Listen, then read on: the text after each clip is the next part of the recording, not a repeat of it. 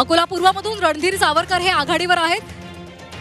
सुरुवातीचे जे कल हाती येत आहेत त्यानुसार 252 जागांची सध्या आपल्यापर्यंत माहिती पोहोचलेली आहे. 252 जागांचे कल आपल्या हाती लागलेले आहेत. रणधीर सावरकर यांनी 1334 मतांची आघाडी घेतलेली आहे.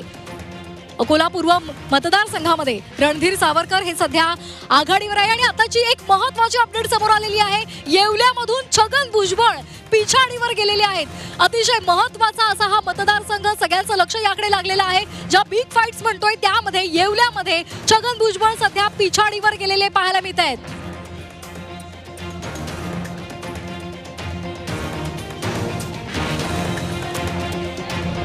तर पण या संदर्भात आमचे सहकारी संदीपशी बोलणार आहोत. संदीप, आपण पाहतोय अतिशय धक्कादायक अशी आहे सुरुवातीचे कल आहेत. येवल्यामधून छगन भुजबळांनी पिछाडी घेतलेली आहे. अगदी येवल्यातून छगन भुजबळ पिछाडीवर जाताना आपल्याला पाहायला मिळतात. या सगळ्यामध्ये आपण बघितलं तर येवल्याच्या लढतीकडे संपूर्ण राज्याचं लक्ष होतं, कारण छगन भुजबळ आणि माणिकराव शिंदेमध्ये हा सामना होता. छगन भुजबळांच्या विरोधामध्ये मनोज जरांगे पाटील सुद्धा या मैदानामध्ये येवल्याच्या उतरले होते. नाव न घेता त्यांनी इशारे दिले होते आणि आवाहन केलेलं होतं. या सगळ्यामध्ये आपण बघितलं पहिल्या टपाली मतदानामध्ये कुठेतरी छगन भुजबळ आघाडी घेताना पाहायला मिळाले होते. मात्र पहिले कल आले, पहिली फेरी झाल्यानंतर आपण बघितलं तर भुजबळ मागे पडताना पाहायला मिळत आहे. इचलकरंजीवरनं एक महत्त्वाची बातमी येते. राहुल आवाडे 3990 मतांनी आघाडीवर आहे. राहुल आवाडे आपण बघतोय 3990 मतांनी आघाडी घेताना पाहायला मिळत आहे. तर ओवळा मतदारसंघामध्ये प्रताप सरनाईक हे शिवसेना शिंदे गटाचे उमेदवार आघाडीवर असल्याचं पाहायला मिळत आहे.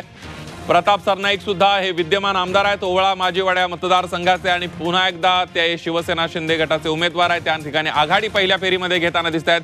पहिले जे कल हाती येत आहेत त्यामध्ये महायुती 127, महाविकास आघाडी 117 ठिकाणी आघाडीवर आहे. पुरंदरमधून विजय शिवतारे आघाडीवर आहेत. पहिल्या फेरीमध्ये 2500 मतांनी विजय शिवतारे यांनी आघाडी घेतलेली आहे.